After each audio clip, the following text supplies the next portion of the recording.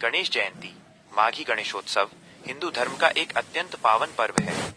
इसे तिलकुंद चतुर्थी या वरद चतुर्थी भी कहा जाता है। वैसे तो भाद्रपद माह की गणेश चतुर्थी पूरे भारत में प्रसिद्ध है, लेकिन धार्मिक मान्यताओं के अनुसार माघ मास के शुक्ल पक्ष की चतुर्थी को ही भगवान गणेश का वास्तविक जन्मदिन जयंती माना जाता है। यहाँ इस दिन से जुड़ी दो विशेष प्रचलित कथाएं प्रस्तुत हैं। कथा 1, माता पार्वती द्वारा गणेश जी का सृजन। सबसे प्रचलित जन्म कथा।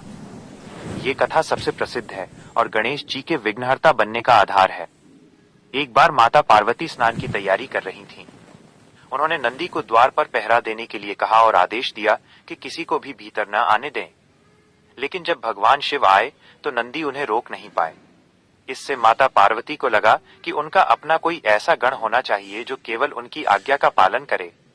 अगली बार स्नान से पूर्व माता पार्वती ने अपने शरीर के उबटन, हल्दी और चंदन के लेप से एक बालक की मूर्ति बनाई और उसमें प्राण डाल दिए।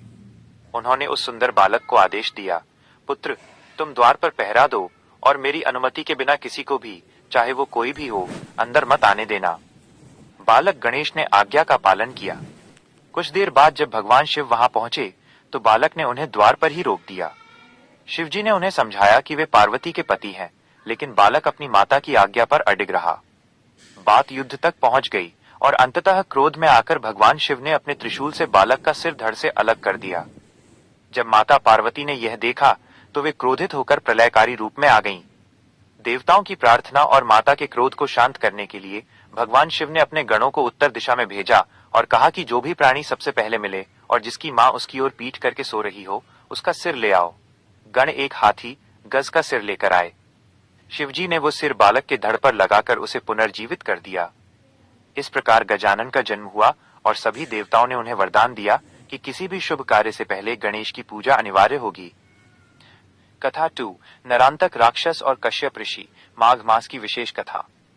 गणेश पुराण के अनुसार एक और कथा है जो विशेष रूप से माघ मास से जुड़ी है।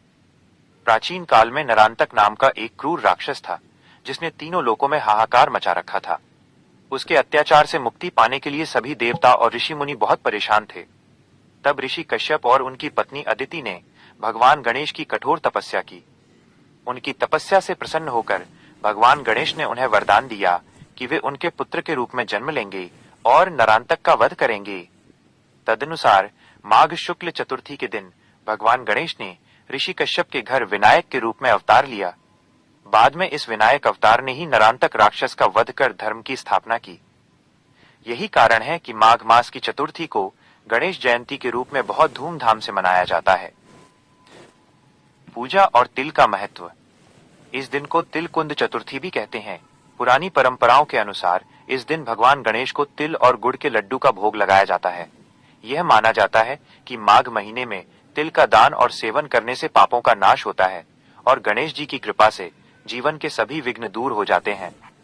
सीख, ये पर्व हमें माता पिता की आज्ञा का पालन, गणेश जी की तरह और धर्म की रक्षा के लिए सदैव तत्पर रहने की प्रेरणा देता है। 1, गणेश जयंती की सरल पूजा विधि। चूंकि आप घर पर पूजा करेंगी, यह विधि बहुत ही पवित्र और सरल है। तैयारी: स्नान, ब्रह्म मुहूर्त या सुबह जल्दी उठकर स्नान करें। लाल या पीले वस्त्र धारण करना शुभ माना जाता है। स्थान: पूजा घर या एक साफ लकड़ी की चौकी पर लाल कपड़ा बिछाएं। पूजा के चरण: 1, स्थापना, चौकी पर भगवान गणेश की मूर्ति या चित्र स्थापित करें। माघ महीने में गणेश जी की मिट्टी या गोबर से बनी मूर्ति की पूजा का भी विशेष विधान है। 2, आवाहन, हाथ में थोड़े चावल, अक्षत और फूल लेकर भगवान का ध्यान करें और उन्हें अपने घर पधारने का आग्रह करें।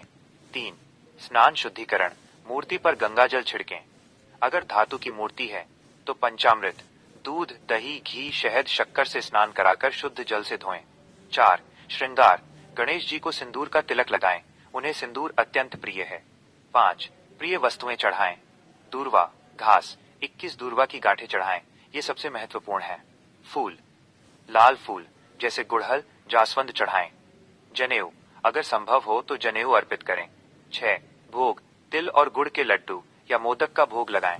साथ ही फल, केला और पान सुपारी रखें।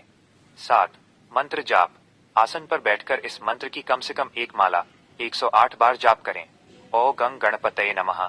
8, आरती, घी का दीपक जलाएं और सपरिवार गणेश जी की आरती करें। 2. भोग प्रसादी।